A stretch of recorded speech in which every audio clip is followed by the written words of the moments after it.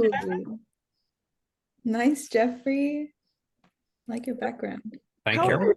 Well coordinated. So Joel and Phil and Meagan, Jeff has been on, we met Jeff in 2019. He was on our Living Autistically panel at the neuroscience conference. I know Meagan met Jeff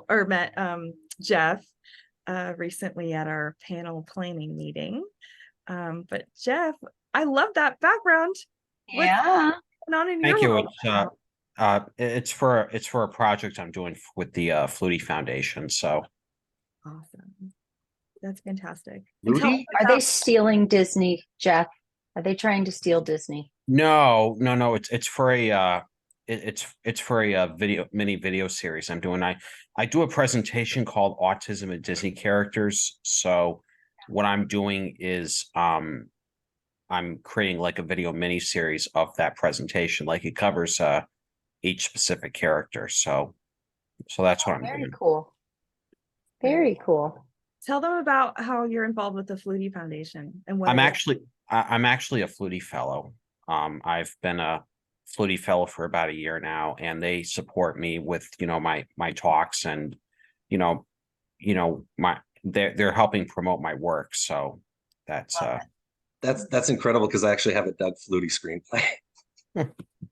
No, you do? Yeah, I have a Doug Flutie screenplay.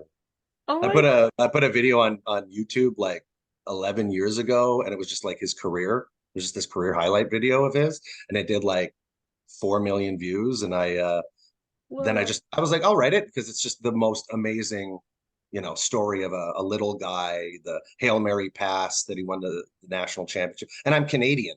So I watched him for 10 years up here in the Canadian Football League before he went back down and played in Buffalo. So I'm like the biggest Doug Flutie fan, Jeff. That's really awesome. Well, little known fact, Joel, Doug Flutie actually helped us start Autism Tree. Yeah, so our first event that put Autism Tree on the map was Monday night with Doug Flutie. And it was their first fundraiser that Dana and Todd did when Garrett was like 3 or 4. And special guest appearance coming up. That's insane. I'm him and his brother. I'm the biggest fans of them. They're just incredible. And no, that's just wild. That's just I'm having a little moment here. So yeah, synchronicity, Yeah, exactly. baby. Wow. It was meant to be. Okay, I'm gonna go ahead. Hi, Karen. Yeah. Hi, Karen. Welcome. It's so good to see you, Karen. And hello to Stacy and Dominique and Amy as well. Will be our crew. Okay. So I'm gonna do a couple Zoom rules. We're gonna even these are Zoom rules for refreshers for those who haven't joined in a while, or if you're new to Autism Tree, please mute yourself when you're not speaking, but you're welcome to unmute yourself as well to interact with our guest speakers. We recommend speaker view for presentation. Video sharing is optional, though we love to see all your smiling faces, of course. And please type all questions and comments into the chat. And like I said, you can feel free to unmute yourself. We're really excited we're going to take this time to connect with each other. And I know our guest speakers are really open to that. So feel free to unmute yourself as well. We'll break that rule a little bit today.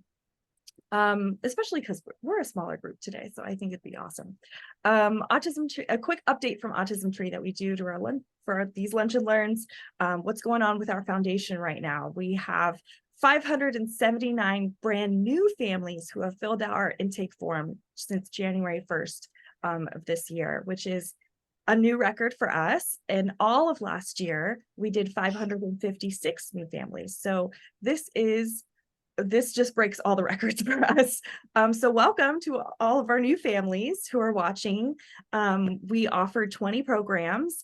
All of them are free at no charge to our families. We have 9 that are going on in person in San Diego County, 7 that are hybrid, and 4 that are virtual programs.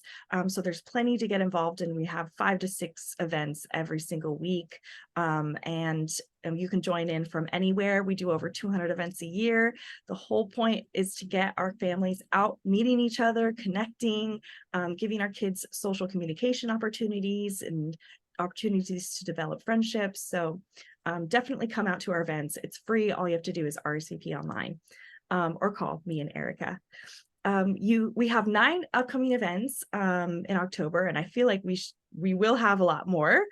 We always add daily, and we have events this week. We'll be doing our Project Sunshine. We're happy to partner with Project Sunshine, which is another nonprofit, and they send us arts and crafts to do with our families. So that's really fun. That'll be happening this Saturday. Musical playgroup is music therapy for our younger kiddos. It's really early intervention based, so it's for kids, below 5 years of age, and that will be happening this Sunday as well, or Saturday as well.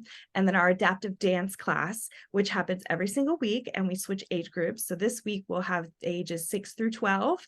Our in-person registration is full, but our virtual registration is totally open to anybody to join, so you can definitely do that. So feel free to reach out to us if you want to join any of these fun events this week. And then we have 581 impact videos on Autism Tree's YouTube channel, which is amazing. We release these lunch and learns every single week. And we also still have, this is something we started during the pandemic, posting videos from our volunteers, from our program directors, of just the ideas for what to do with their kids at home during the pandemic, and then also tips which can be applied even now after the pandemic. So you're definitely welcome to check out those resources, fun ideas, activities for kids to do at home, to learn, and for our families to do together. We have 134 lunch and learns that are uploaded onto our YouTube channel. Like I said, we upload these weekly, every Friday on our YouTube channel. So if you subscribe, you can see those. I love every single one of our guest speakers, and every single one is so different and unique to their own. So I highly recommend you go back and watch any of those, because Dana and we hold them very close to our hearts. And this is something we started during the pandemic, and we're not going to stop, because this is something that's been really incredible for our families to feel connected to our community. So without further ado, I'm going to introduce Meagan McKenna. We're so excited for Meagan and her team, Joel LeFlamme, I hope I'm pronouncing that right, Joel, and Bill Bogner. And Meagan we're really excited for our Global Neurodiversity Conference, which is happening on Friday, November 3rd. Registration is open, and it's a hybrid conference, so you can register online or in person. It happens at the Sanford Consortium for Regenerative Medicine in La Jolla, right by the Torrey Pines Glider Port. We've been doing this conference for the past 10 years, and this conference is an all-day conference that helps create a heart connection between the global neuroscience community, the researchers, scientists studying autism, and our families who we serve every day. So one of our panels, which is one of the most important panels that we've had a part of the conference, is our Living Autistically panel, which we now that we rebranded to Global Neurodiversity Conference instead of Neuroscience, it's now our Living with Neurodiversity panel. And we are so grateful to connect with Meagan. And I got to give a shout out to Erica, and Meagan called us out of the blue, I think. And Erica took the phone call, and immediately we knew that there was a heart connection between us and Meagan. And when Dana and I met with Meagan a few weeks ago, we found her so inspiring. And she has a really exciting project that she's doing with Joel and Bill. So I'm going to pass it over to Meagan to talk more about that project and why she did it, and a little bit, and introduce themselves. So thank you, Meagan, for being here. And we're so excited to have you as part of our conference this year and excited to learn more about this amazing new project that you have coming up. Yes, I'm so excited to be able to be in your space and to have you all, listen and see what it is that could be so compelling that would come out of my mouth. Honestly, I mean, at the end of the day, we really just want to be seen. And so just like when I called Erica and it was an instant invisible string moment where our hearts were definitely connected. It was palpable, and although I couldn't really even explain it, and it just felt like, wow, these people are your home. And it didn't mean that I had to be a certain way other than myself. And so that kind of falls into like how Hollywood is. And Hollywood as an actress, they see you in a way that they say to you when you're starting out, hey, here is an agent. They like you enough. You're good enough, whatever that means, right? Or your hair's red enough and you're interesting enough. And so they say, we're going to take you and throw you out a net and see what sticks, right? Let's see if we catch any fish. If you get a fish, you get an audition. Okay. Well, through this net throwing out process, I got very bored very quickly. And I thought, okay, this is really not interesting to me. So I communicated like most people do. And I said, I don't really see myself that way. I don't see myself as the Lifetime mom. I don't see myself as the selling cars and commercials and, just drive me. That's just not who I am. So I would recommend who I am to them, and they would have a scarcity mindset and say, no, no, no, no.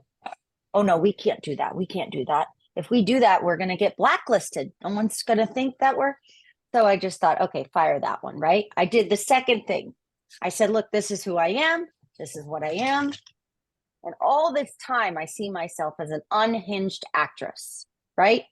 Just one who can access all the inner livings of someone who's unhinged, either emotionally, mentally, physically, psychologically, right? Physiologically. And I see myself that way. So, I kept going. I fired 3 agents and a manager in my first year as an actor. And all these actors were like, you're crazy. Oh my God, you're so lucky to get an agent. You had 3, you had a manager. Da, da, da, da. I'm like, they didn't see me.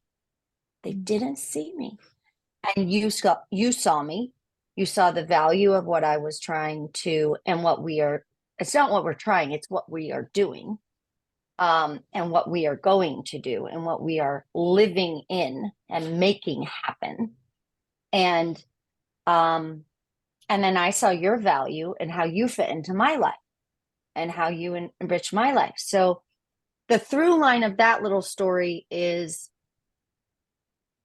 nobody can dictate who you are. So being not neurodiverse, being a woman who has misophonia, which is what I have.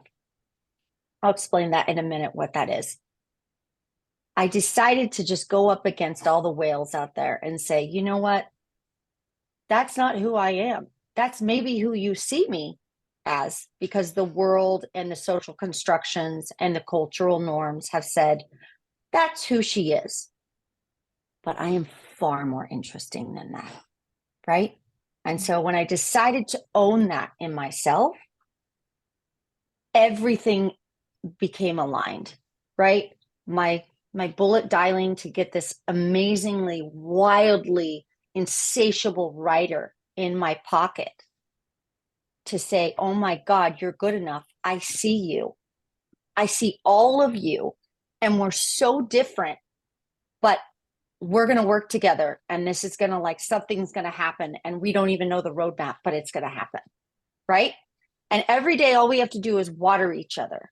Right? Whether it's a phone call or a text or a hello or a pester or peppering of questions that you don't want to hear. Just water each other. And so that's how my whole team was formed. And that's what, out of that watering and nurturing of heeding what our soul's experience is, right? Which is to be seen, right? And to heed the call of what our soul's experience wants, which is to be seen on the big effing screen, right? And say, that is me. This is what has come out of it, is this amazing show. And it's called Triggered. And it's about a woman who's unhinged, and she has a eccentric mother, a free flying off your face sister, and a autistic son. And she basically is battling the visceral triggers of the world, whether it be noise or any kind of stimulus, you know, but noise is the main thing that it is semi autobiographically written about. That is my life, that I have misophonia. So I hope I filled in kind of some spaces that make people want to ask questions. The show doesn't just visit misophonia. It visits and spotlights neurodiversity in its ever evolving term, right? I mean, you go and you ask someone about neurodiversity, they're like, oh, that means he's autistic and he can't speak. But then you talk to someone who's educated and is in full acceptance of neurodiverse speak, and they say, oh, that's someone who is, their brain just works differently in how they process their emotions, or they have a neurological experience that's different from mine. Because that's really what it is, right? Mhm. Yeah. So that's really kind of, in a nutshell, how we came to be, what the show's based on. Did I miss anything? Why don't you go into describing what misophonia is for those who do not know? Okay, here we go. Misophonia is it's a noise sensitivity. It's an auditory disorder where one receives stimulus from the world. All those, okay, let me just put it into context for everyone. You know, when you go to a movie theater and it's quiet and you hear that person chewing the popcorn and they're just shoveling it into their mouth, and you can hear all the stuff moving around in their mouth. Well, maybe that most people can't hear the tornado in their mouth, but I can, right? I can hear the saliva moving around and stuck in between their teeth, and them wanting to move it out, and just like every single oral sound, just completely, my brain fixates on it, and I have rage and anger bubble up inside me. And so it creates adverse reactions in your nervous system. And so I'm constantly wearing AirPods, and my character in the show does as well.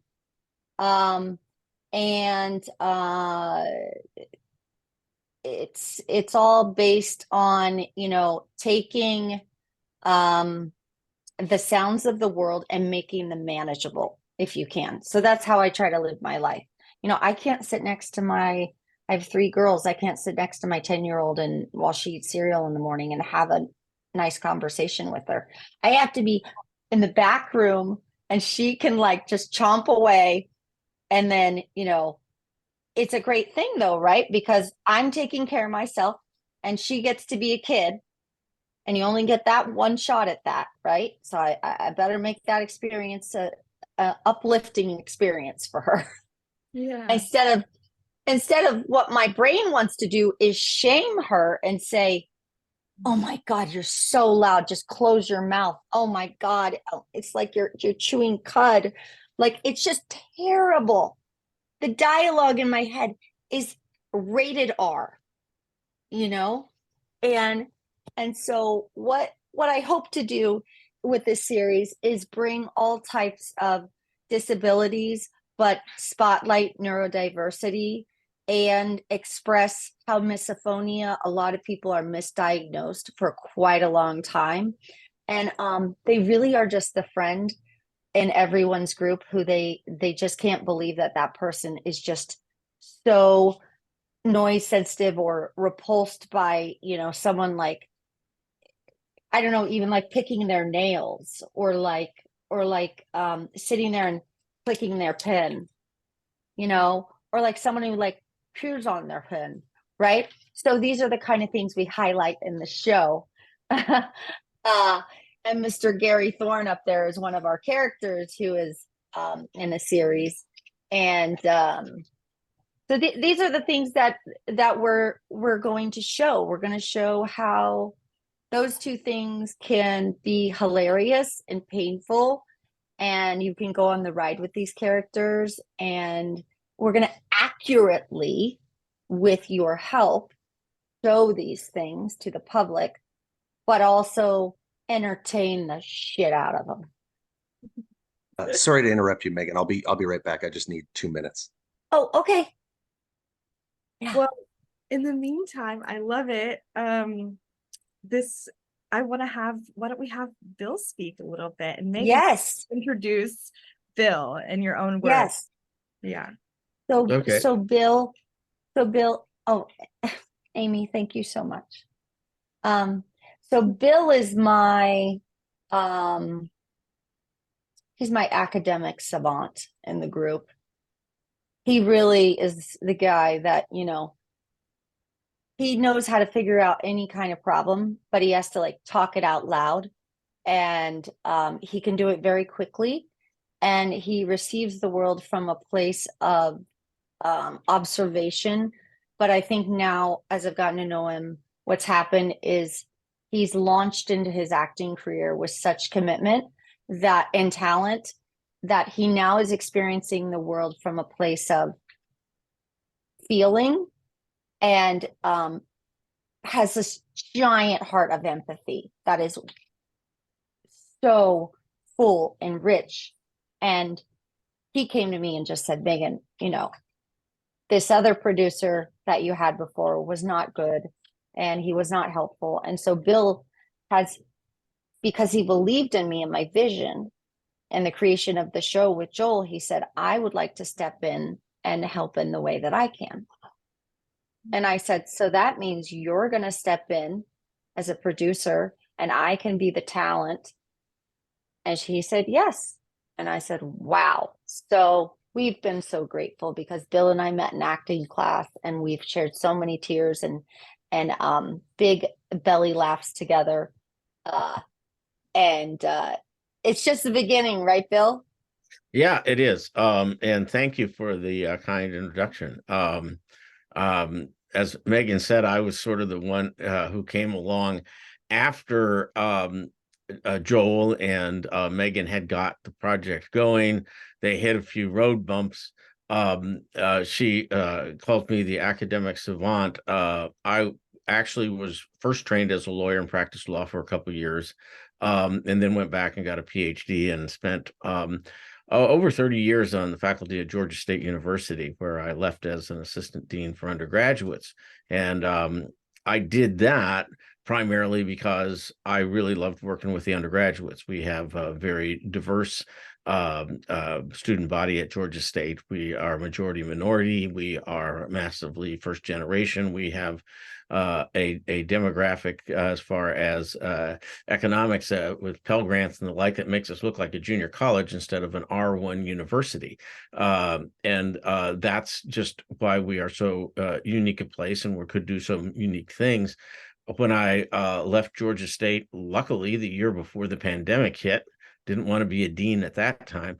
I went into full-time acting. I'd worked with people in the film industry in Atlanta as students, and they turned out to be some of the big players here. So when I started to move a little higher in the acting ranks, I got into programs in Los Angeles and ran into this tomato tornado named Meagan McKenna, or she ran into me. I can't remember exactly how this got together, but the autism thing became an interesting contrast. I had a cousin who was about my same age, who was autistic and took his life when he was in his early teens. And that was something that I, of course, was tremendously impacted on. In fact, his family name is my middle name. That's how close our families were. So this was not something that I had to really be steered into very much as far as getting on board. Meagan mentioned the emotional part of it. One thing lawyers and people who have to run undergraduate programs do is you have to be a little dispassionate sometimes, but you also have to have a tremendous amount of empathy to be able to know when and where to do things. One of the things we're trying to do with Triggered is come up with a scenario every episode where we see that day-to-day existence of families who have autistic children in their in the family unit, people who interact with autistic children as neighbors, as people who are work colleagues of family members, of the handyman at the apartment complex. We want to see the world. We want to show the world, I guess would be better. We want to show the world of a community on a community level, on a real personal level, that people can identify with, and even those, particularly those who do not have an autistic child in their family or in their midst, will be able to identify with all the other elements of the program, and then put this layer on top and say, aha, now I understand a little bit more. Now I have a little bit richer understanding of what my neighbors go through, what the schools are dealing with, why my employee wants to have or needs to have some time for this or that. We're not coming at this from a big top-down, noisy, preachy way.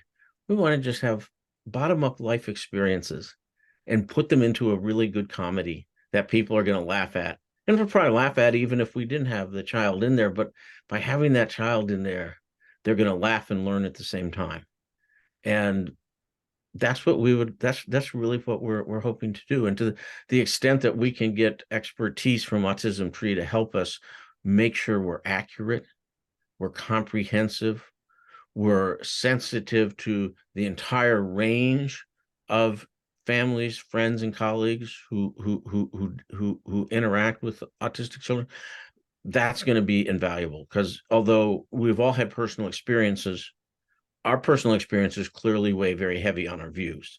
We need to have the breadth to be able to reach a much, much larger range of people. And we hope that if we're successful, we can also spread some of the awareness of Autism Tree and the things you do on a very much a grassroots level as well. That's the type of thing that could be very synergistic here, and that we're really hoping that we can do. And I've probably come close to talking almost as long as Meagan has, which is really a remarkable thing. So I will pass the baton now back to her. What did I call you? The tomato tornado? Joel. Joel is. What do you want to add, Joel, about your whole origin of this and? Yeah, I'm a screenwriter. I mentioned it before that I'd written a Doug Flutie screenplay. I write a lot of screenplays. I have 25 to my name right now. But Meagan approached me about 5-6 months ago. She had a story. She wanted to come to me and see if I could pull something out of it. And luckily, I was, able to find some voices in the characters. The comedy seemed to really come, but also the poignancy was something that was really near and dear to my heart. I play surrogate father to a 10-year-old autistic boy named Zach, and we're like really, really close. We just hang out all the time. And he's somebody who's really inspiring to me. He's very high functioning, but at the same time, his social skills have always been in question, and the way that he's been approached by people kind of outside the spectrum is with kids clubs, or he's So I was always under the mindset of I could see this kid who was very adventurous and had all of these amazing characteristics about himself, but he was always told not to do things whenever he was afraid of something. They were, it would be as simple as getting on a scooter or just doing childlike things. And everyone said, oh, no, it's okay if you're afraid. And I was the one person to say, oh, that's not true. If you want to go swim in the lake, it's only up to your waist. You're not going to drown. I'll be here. So like every fear he had, I pretty much just threw him into it if I knew he could handle it. And now he knows that. Now he comes to me because I'm kind of the only one who trusted in that potential in the first place. So it's just always been a kind of sad experience to see that people didn't think he could do things, where the truth was he could do things just as good, if not better. And his just mindset was different. So sometimes you have to teach things differently to different people. And that's the way Zach is with me. And we connect so well. We communicate so well. And just the simple act of getting him on a bicycle, it was the biggest social thing that could ever happen. Like he wouldn't go out with his brother. He would go out with a bunch of kids at the lake when I take him up to my lake lot. And as soon as I got him on a bike, he just became one of the kids. And it was just something as simplistic as, not, just you can go out there and be a little different, and that's fine. And it's just been a really heartwarming experience the last 5 years, watching him grow and being a part of that. And I just hope that I'm a part of it all the way through until my heart kicks out. So. Yeah, so that's where the screenplay, that's where all my feelings and stuff come in. Like the comedy's really kind of always been easy for me, but the poignancy comes from that relationship I have with him. So, and that's just really easy to flow. And Joel, I think you just gave a really good example of what we want to do in this series and what your scripts are trying to do, in that you talked about everyday people interacting who didn't really understand. Yeah. And by simply illustrating what reality is for children on various positions in the spectrum, we can educate without preaching, inspire, and make people laugh at the same time. And I that example you gave was just, I think for everyone else here, can just be a good example of what you're putting in all these episodes surrounding the chaos that the tomato tornado has in her character, and all the other things that will make people laugh and have fun. What about, just real quickly, Rebecca, is Dana here? She couldn't make it today. She's traveling right now. Yeah. Oh, okay. So Dana mentioned that Autism Tree, what they do is they focus on illuminating whoever it is that is speaking and showing up at Autism Tree. And it makes me think about how, and I'm going to speak about this on the panel, how I feel a deep responsibility to illuminate accurately what life is really like, and not pack any punches. And I think if we do that, when we do that, our show will be very, very successful. And everyone who we started with, such as Autism Tree and any other people who decide to find,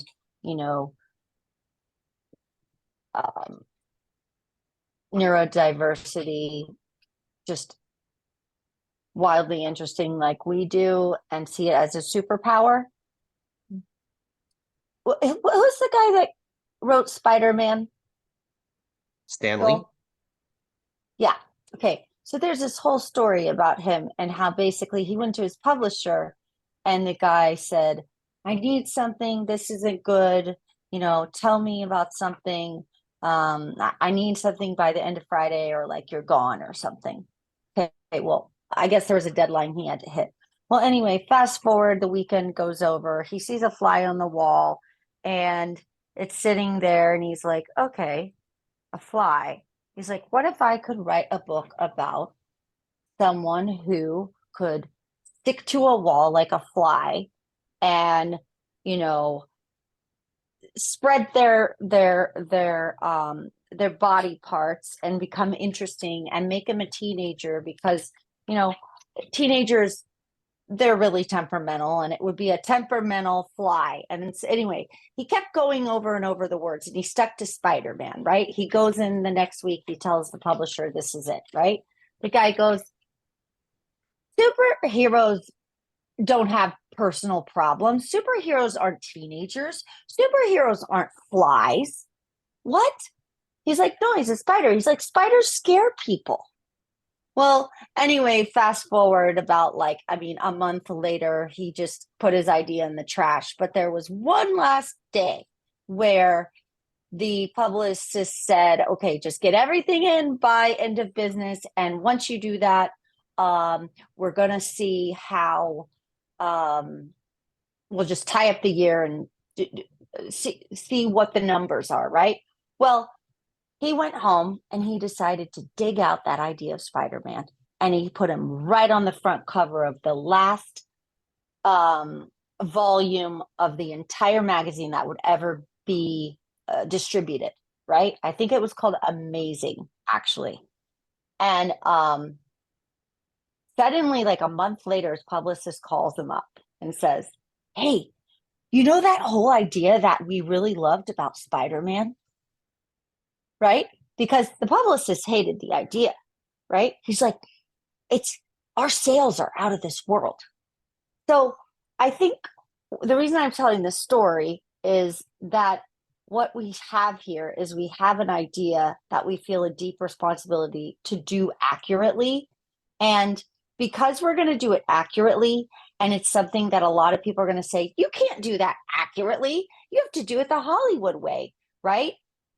That's going to make the show even more valuable. And it's going to be an educational process for all these families who are going through these very similar scenarios. So that is just what we're spearheading in every through line with the script. We can't, unfortunately, show you any of it because it's protected intellectual property, but you definitely, you know, will be able to see it. I imagine, you know, we'll just keep you updated. What? We can? Soon. No, like soon, like in Oh, you mean the pilot time. piece. Yeah, we're very in the pre-production phase of things. Well, yes, but I mean, as we have a trailer and have as we more have a trailer, precision, there we go. we will definitely Yeah. be able to bring it in here and show it off a lot. Yes, there we go. You can probably say where we are though in the process and some of the people we have on board, or at least Yes. Yeah, we have an incredible director. His name's Michael Frediani. He's got 35 years of experience in the industry. He's 50 episodes of Bones. He did Eastbound and Down. He did the upcoming Ted series with Seth MacFarlane. So he's really incredibly intertwined with the industry.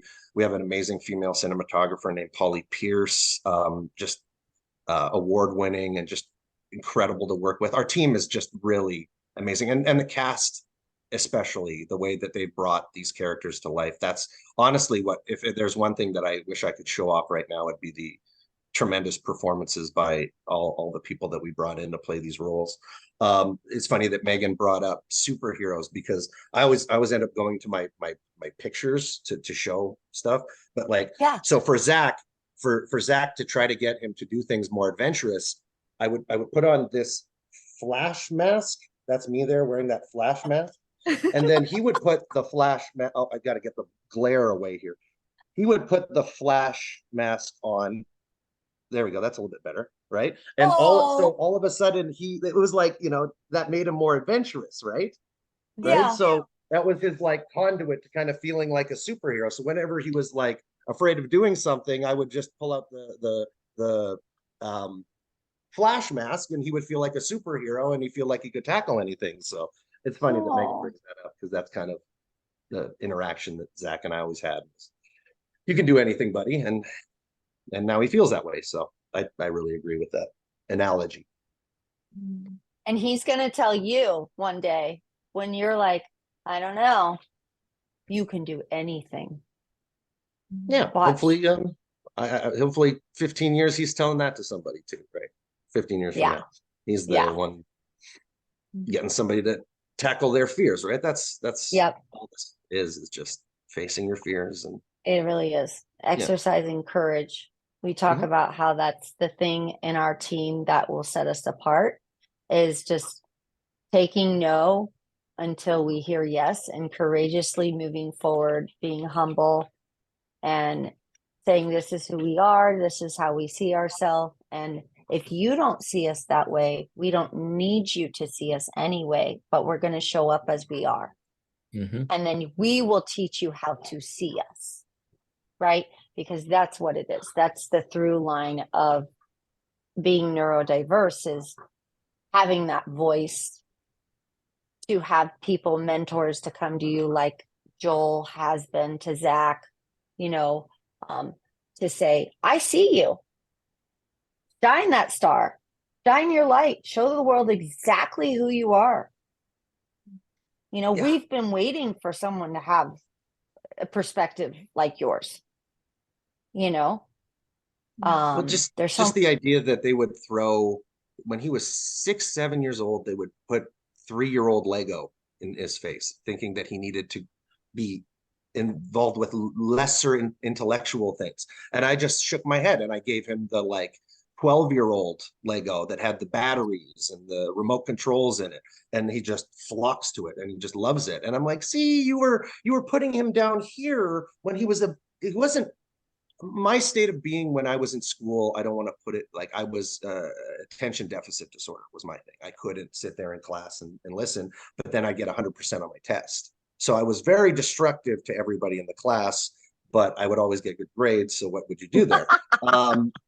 But it was a situation that they thought that when I was younger, I wouldn't involve myself in anything. And they're like, oh, he's having trouble learning. When the opposite was more the case, that what they were teaching me was just nothing that I was interested. I was interested in stuff kind of beyond where they put me. So I understand when I see a kid who's being treated that way, and you know that they're being confined and they're being contained, and you're like, there's so much more to you. And the fact that Zach, I was talking about Zach, but he can break things down incredibly brilliantly for his age. When he watches a film, he knows it's a movie. When I was his age and I watched Jaws, I wouldn't go in my bathtub because I was afraid it's a bathtub. You know, I was afraid a shark would somehow be in it. He knows it's a movie. I can show him stuff that I was when I was a child I was terribly afraid of. And I look at him and I'm watching him during a scary moment in Jurassic Park, and he's just watching it. And I'm like, I walked out of theaters 3 times during this scene. Why are you okay? And he goes, because it's a movie, Joel. I can depart. I can mentally understand that this is fabricated. You know, like he doesn't say those words, but he says pretty much that to me. And I just go, wow. And they thought that you were behind, you know, and stuff like that really, it's eye-opening. And I like to be able to put it down and write about it and try to inform people that maybe they have a closed-minded concept of a lot of things that they're not, that they don't know. So yeah. What I hear is you do such a great job in seeing him for all of his strengths, and you pay attention and you look for those. And that's the type of mentality that I feel like we want at Autism Tree, is that shift in mindset of like, stop. Yes, we need to acknowledge the challenges, but also let's shift our mindset to seeing how we can, like, what they are really capable of, and to help them support and that. And that's what you're doing with Zach, and I just love it so much. Thank you for sharing about it. Yeah, no, it's just I would do it if there was, I would just do it every day, no matter what, because it just feels like family at this point. And he's just a great kid, and just love to see that flower grow, you know. It's kind of that metaphor. We see your heart, Joel, and that's one of the, we see all of your hearts, and that's why we wanted you to come on today, is to speak to that. And I love, we have somebody in the chat Karen. Oh, Karen, she has a story and I wanted to read it out loud for everybody to hear. Please. She says, I have a funny story for you. I went to the beach with my autistic son, who is about 5, and he's so cute. His 2 older siblings settled in on the beach about 20 feet behind us. 2 beautiful young women were laying on the sand behind us, and my young son noticed them and went over and bent and kissed one of the lovely ladies, and she smiled. His older brother saw what happened and said, life just isn't fair. I would have been slapped for doing or much worse. We all laughed and were grateful for the kindness of the stranger. What you are working on will bless so many in the years to come. Can't wait to watch and celebrate your amazing team. Karen, we might use that anecdote. That's a great story. It really, really is. Thank you so much for But there are sharing. so many of those out there that, you know, if we could Yeah. just tell them to normal people. And we're so honored that you came to us, because Erica and I, you know, we have 570, 6 new families, brand new families, in addition to the thousands of families we serve every day. And we're on the phones with these parents and these families. And I think that's what's really special about Autism Tree, is that we actually, you know, care to listen to what they're going through and helping support them through wherever they are in their autism journey. But we're really, you know, protective of our families because of that, and we know the challenges that they go through. And I feel really blessed that out of all the people that could be making a TV show like this, that it's you 3, and you're doing it so carefully, and you consider all the different perspectives, and that you're doing it with your heart. And I keep coming back to it, but like, I don't even feel like I have the right words to just, I feel so blessed that the 3 of you are doing it in this way, and that you want to tell our family stories in the most accurate, but also compassionate and honest way. So thank you for that. Sorry, Bill, I didn't mean to cut you off. You can go ahead and say anything you'd like. Oh, you didn't cut me off, and I'll just repeat that we really are also very eager to have everyone at Autism Tree speak up when we might be missing something, or Yeah. there's another nuance that could be added to be very relevant to the audience, to convey things. Yeah.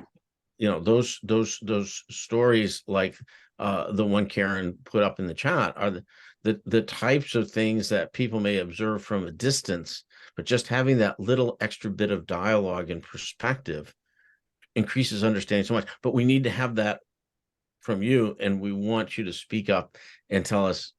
And, you know, well, another word, you know, we talk about heart a lot. Meagan and I and Joel have another word we like, and that's courage. Just, you know, never be intimidated by any of the big Hollywood types, because we're certainly not. We're the rookies. So let's just go at them and come out with something really unique and special here. We're grateful for your support, really.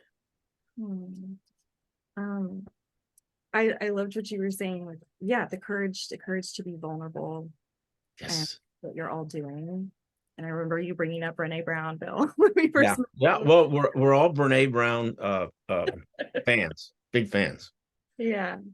And Amy, thank you for joining us. She says, I have a disability and it's hard to fit in with cousins and friends that don't have a disability.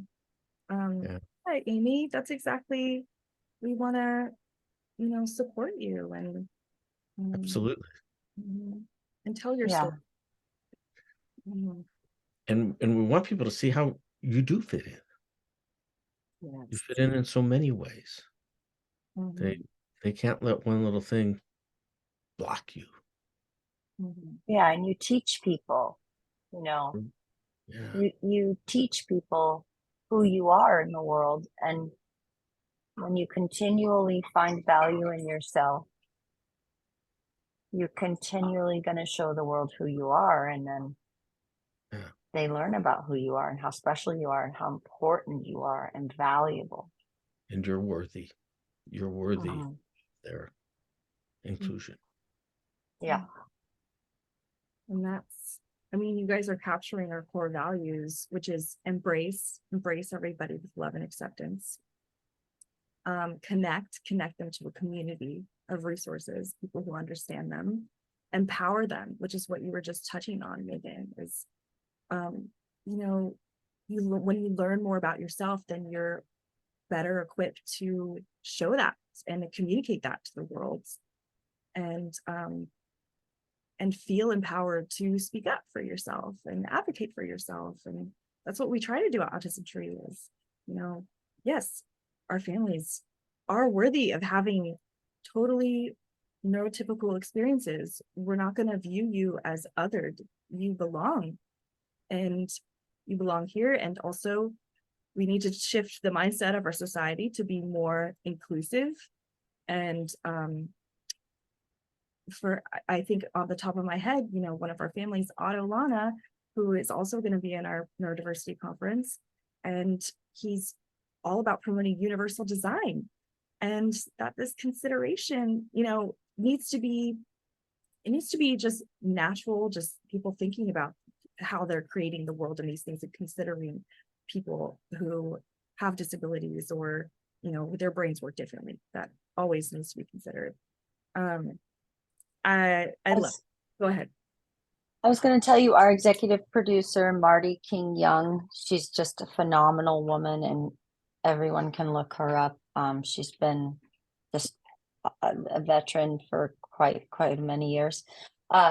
She has an autistic son, Elijah, and she was drawn to this project because I relentlessly peppered her messages and emails and scoured every possible way I could find her, got her on LinkedIn. And I just loved how she spoke about people and inclusion and diversity and disability. And I just thought, man, this woman, I nurtured that relationship for about 9 months or something. And I just always checked in with her. And there was something that I couldn't put my finger in, but I thought, she is a member of my pack. And so just as I felt that with you guys, we felt that with her, and she's going to do an exemplary job of being able to illuminate, because she's the woman with that experience, exactly to make sure that the script just sings to every single person who's neurodiverse. I always say, in parenting with 3 kids myself, I have a 5, 10, and a almost 13-year-old. Instead of going to the behavior and attacking the behavior, that makes you want to jump off a cliff. What you do is you nurture the bond, right? So that's what Autism Tree really does. It shifts that mindset and refocuses on what's important. Mm-hmm. We all see the disability. We all feel, see, hear, endure what's going on and that takes our breath away.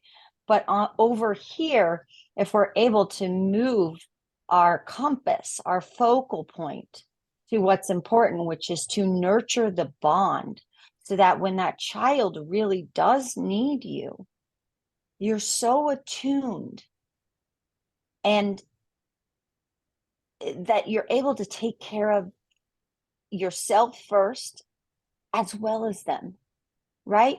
Because we can't do it and just take care of them, because we lose ourselves. But if we're attuned to the whole picture of what's going on, and them going into a room and saying, no, no, no, throwing them against the wall. If we check in with ourselves and get to where we are, instead of focusing on what's going not okay in there or dysregulation, regulate ourselves and go in and nurture the bond and see the child for the experience instead of see the child for the behavior. I mean, that's what the show is going to capture, you know, and that's why when I found you guys, you were like part of my pack. That's so beautifully said, Megan. And that I think is what really encompassed my connection with you on our phone call.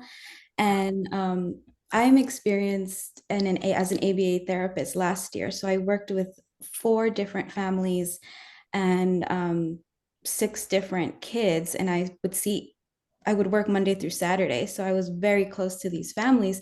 And every house I would go into was like a different show of each family. And I also studied human aging in college. So I'm very aware of the impact on different generations that can have on a child. If you have a child and then you live with your parents, but your grandparents also live in the home too, that are caring for the child, and how those dynamics affect the upbringing and the confidence and the embrace of the child. So I really love that. And I know for me, like binge watching a show is so comforting. It can be so comforting. And you mentioned some shows that you're following similar comedy relief, like Schitt's Creek is one of the shows that I really love. So when you mentioned the humor that you're matching with that, I think it's such a beautiful combination for that, because you're going to create a space for parents, families, individuals to go to and watch and relax and see themselves represented, included in ways that maybe they didn't even realize, which is really inspiring and exciting. And another thing that I wanted to bring up after Bill was sharing, I think it's going to be very powerful to see a family unit that's relatable, and in that relation to seeing a family on screen that's not necessarily yours, but you see yourself, it can really soothe the loneliness and the overwhelm of life. You know, there's so much to be overwhelmed. I host the virtual parent happy hour once a month, and we always get at least one parent that just got a fresh diagnosis of their child, and they just vent or share whatever's going on with them. And it's an hour for us to just like be there to support each other. And sometimes it's hard for me to even find the words, because I'm not a parent yet. I just have my personal experience of helping children and the heart that I have to help. But it's just like, being able to create something like on a higher platform, like a TV show that can reach so many different people is so awesome. So I feel very lucky to have connected with you and for you to pick up on that energy, because it is an alignment and it's really exciting.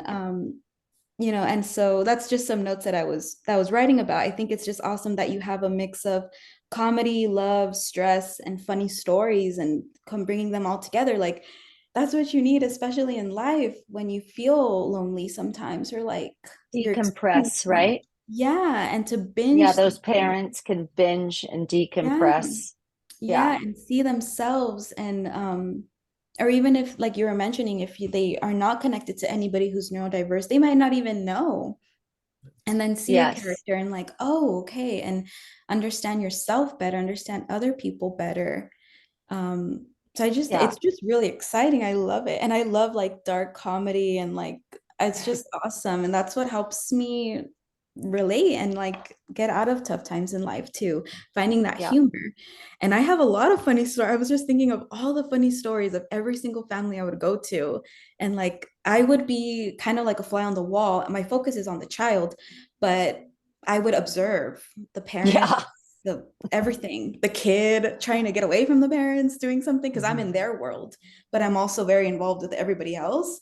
So I'm just really excited to see it and like connect in that way. So I just think it's great and it's very exciting. And I'm really grateful to meet your team. That's also an extension of all of the amazing ideas and energy that I connected with you, Meagan. Yeah. I think we're going to be able to really just kill it. Yeah. I really absolutely feel that we keep our picker in our head clear of who comes into our sacred bubble, you know. We're gonna Bill, you're muted. What are you mumbling over there? No, I'm not muted. I was just mumbling. I didn't want to chew on it to make any noise. Um, He does that to trigger me. But both on and literally, offset. I really think as long as we keep it protected, you know, that will be very successful. Yeah. You know, we all start out with a dream. And the thing about the show that's going to be cool is that somebody's going to see something they do to their child represented in the show. And they're going to be like, I do that. And the person next to them will be like, you totally do that. Yeah. Right. So And good. then they go out into the world, right? And then they talk about and they share and they're empathetic to a whole new level that they maybe didn't even exercise before. Exactly. You That will know, I very mean, much the happen. greatest actors can do drama and comedy, right? They play the truth of the comedy like it's a drama, and it makes the most amazing comedy ever, Yeah. right? So exactly. that's what we're choosing to do, to tell that story. And you guys are just a huge slice of our pie, and we're so grateful, so Yes. humbled. I love that. And I love that you said to laugh and learn. Like those are the best things. And that's Yeah. like an ABA therapy principle too, where we're learning through playing. And Yes. so I love that it's that combination of laugh and learn. And learning, I mean, I probably have misophonia too, because I was thinking, okay, what are the things that bother me? And I know like if there's a fire alarm that's out of battery and it's beeping, Oh, I can't. sign me out. Same, Yes. Megan. I can't. And sometimes I'm like, I'll notice it and I'll be like, when can we replace that? And they're like, what are you talking about? They don't even notice that it's beeping every 10 seconds. I'm like, how? And then there's like a tapping that comes on the outside of my window every morning. It starts about 8 a.m. and I cannot sleep anymore because I just hear it's the lightest tap, but I don't know where it's coming from. And I can't, I don't know. It drives me insane. It gets me angry. So I think I learned something about myself today, Megan. Thanks Well, to you. they say that misophonia is a conformity of ADHD and the autism spectrum. Yeah, And probably. it really makes sense for me. My whole entire family on my mother's side has misophonic. I don't know if they're all on the spectrum by any means. Like, I would never have ever said that. But when my therapist told me, yeah, you really struggle and suffer from a lot of the similar sensory experiences that autistic people that are neurodiverse do, I was like, so you're telling me I'm autistic? And she was like, no, but I do think you're possibly neurodiverse. And I was like, oh, wow, like that's fascinating to me, but it makes so much sense. Exactly. That's the best. It helps you understand yourself I better. love it. I love it Yes. too. I I like tell my husband, like, guess what I found out today? And he's like, oh my God. It's so helpful because yeah, I really struggled in college with math because I didn't Mhm. get diagnosed with dyslexia until college. And Yeah. all my life, I struggled with numbers and even switching letters.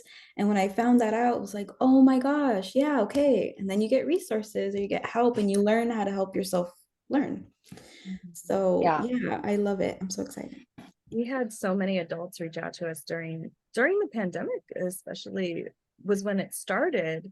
But I know it's a trend of adults getting late diagnoses. Adults Oh, and females especially. females especially. Yeah. And That's what I'm going to talk about on the panel, is that Mhm. whole miss the boat.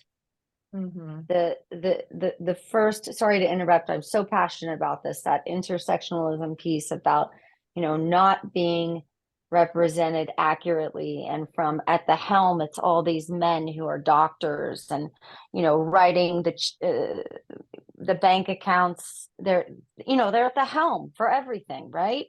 And just like how the patriarchal system plays a huge part into how the females have, in my opinion, been failed. I mean, when it comes to being diagnosed at the average age is 14 to 15. And for a boy, it is what is it, 4.5 or 5? I mean, really, there's quite a discrepancy there. So I think it's going to be great to be able to bring in a character who could be older and neurodiverse as a female teenager, right? And play a role in the series and accurately display that and show that. Mhm. Yeah, I mean, just our experience echoes that, and hearing Yeah. a lot of like Becca Laurie Hector, and the wonderful thing is that we have this platform, so we invite them to do a lunch and learn and tell their story, Yes. which is wonderful, because those If there's experiences. anything we can do to help get you guys out there, irregardless of our show, this is who we are as human beings. So, I mean, if there's anything like action steps that I can take, you know, that literally can help other than, you know. Right now, it's our global neurodiversity conference. Okay. Sharing Yeah. that, because that's being watched by over 170,000 people across 16 different countries. And Oh, that wow. it started when, you know, we started recording it, and it's these researchers and connecting these ASD professionals and just everyone in the community together. It's amazing. So I really definitely share our stuff. We're posting daily about promoting that. Yeah. And it's free to attend. So, and it'll be recorded, and, you know, we'll send them out, you know, the video recordings as well. So we're really honored for you to be on our panel this year, Meagan. Oh, I am just so and honored. just thank you to Joel and Bill and Meagan for being here and telling your stories and sharing your hearts. And I have so many other thoughts that I want to just talk about. I could talk to you guys Thank you, Jen. first, but I really want to invite our families to be a part of this experience. And you know, I know that Joel, Bill, and Meagan all want to tell your stories honestly and with compassion. And so, like, feel free to reach out to me or Erica if you want to be involved, because I think, and of course, you know, between just our leadership at Autism Tree, all of our program directors, like, we have a million made for TV moments, you know, that we are an stories. Open book. Yes. So, please. We're definitely going to talk about that. You know, we have to get together and just tell stories. Because yes, I mean, maybe we could just make like a campfire s'mores night of it here in San Diego, and just, or do it on Zoom, you know, and tell stories. Just do a night where we tell stories for like hours. You know, that could be so fun. Be very easy to do. And Karen, I saw her comment. She says, I'm the volunteer director of ministry at Autism Tree. Yes, Karen is our prayer warrior, and she helps call families who are going through any type of crisis, and it doesn't matter. And she calls and prays with them. And so she says the power of prayer is vital for healing. And Karen, please pray for this TV show to be, you know, I know it's happening and it's really exciting. And Amy says, my dream is to be on a dance show. It's wonderful, Amy. And your dream can come true, Amy. I'll just write a dance episode.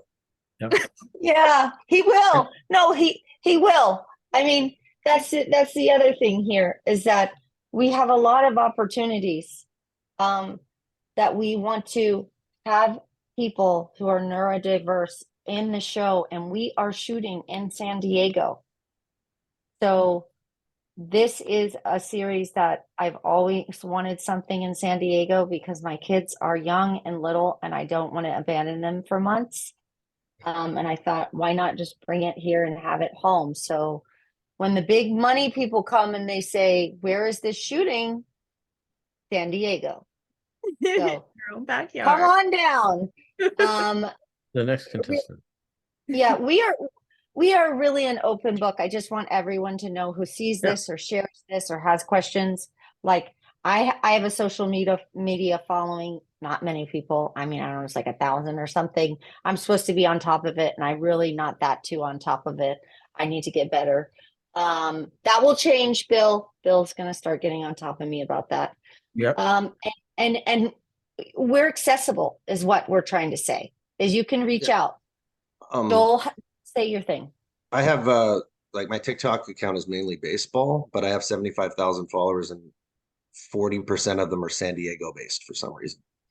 Just the analytics say that like I'm out of Canada, but 40% of the people who listen to my baseball content are out of San Diego. So I didn't know that. yeah, San Diego, and then 30% is Chicago, and it's just I'm big in Chicago and San Diego, and by big I mean Are you like big in Japan? I'm friends with the guy who's big. So Megan and I know something big in Japan too. Back to Karen's point is a very interesting one, because putting faith-based lines in a show has always been sort of a third rail for most shows, but there's the show that has been the primetime non-news show that's been on TV the longest, has religion in it all the time. That's The Simpsons. They always go to church. And church plays a role in their lives. And, one of the reasons that show has endured so much is the way they do sort of what we're doing here, is that they wrap into everyday experiences a little bit of craziness. And their everyday experiences include faith. And to the extent that that's the type of thing that is part of what Karen writes as a vital healing point, maybe that gets dropped in one way or another now and then, and then that rolls around to the idea of everyday people seeing themselves. Oh yeah, if I had a crisis like that, I might offer a prayer. And you don't see that on TV, do you? Except on Simpsons. It's a really important point. I'm so glad you guys got to meet Karen. Yes. She's our light. Since day one of Autism Tree, I think that's why Autism Tree still exists, partly is because Karen's prayers. It's very powerful. Beautiful. And then Amy, I love it. She said Jack Johnson is doing a dance show in February for people with disabilities in San Diego. I had no idea about that. Well, look into that, Amy. Maybe we should figure something out. That's cool. Jack Johnson. God, I love his music. Yeah. Me too. Yeah. Well, I know we totally went over. I could talk to you guys all day, but this was wonderful. And I can't wait to share this with everyone. And Jeff, I want to give a shout out to Jeff because he's been on every single one of our Lunch and Learns, like since. Woohoo, Jeff! And we could do a whole like documentary of Jeff and like his involvement or his evolution of him becoming an autism advocate, and is just amazing. So my favorite people are here. I'm very grateful for this time, and I'd love to take a picture before we go with everyone, because we take a lot of pictures and we'll share this. Okay, or maybe should I take my glasses off for a second? Okay. Do whatever you want. Okay, ready? Yay! Bye. Ready? 1, 2, 3, cheese. Oh, let's do it. Amy you were looking. Let's try one more. Background. Ready? 1, 2, 3.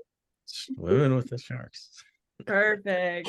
Joel's favorite thing to take pictures. That's Revo's least favorite thing. I don't mind taking pictures. I wore a green shirt for you today, Megan. Yes, you are. Green, green, green. Okay, we're alive, people. I will send this recording to you guys. Awesome. You're welcome to do whatever you want with it. Oh, just like edit it, please. I think there's food in my teeth, like, or something in the beginning. No, you're gorgeous, but I will edit it, of course. Our best form. Thank you so much. It was a great time. I'm so happy to be here. Oh, thank you. Yeah. Thank you. Take care, guys. Week. So great. Bye, Jeff. Everybody slay the day and do yourself a favor and be kind to yourself so you can be kind to others. Totally agree with that. Thank you, Megan. Have a Thanks. great Bye, day, everybody. guys. First pitch is in 50 minutes, Joel. Bye. Bye now. Bye, guys.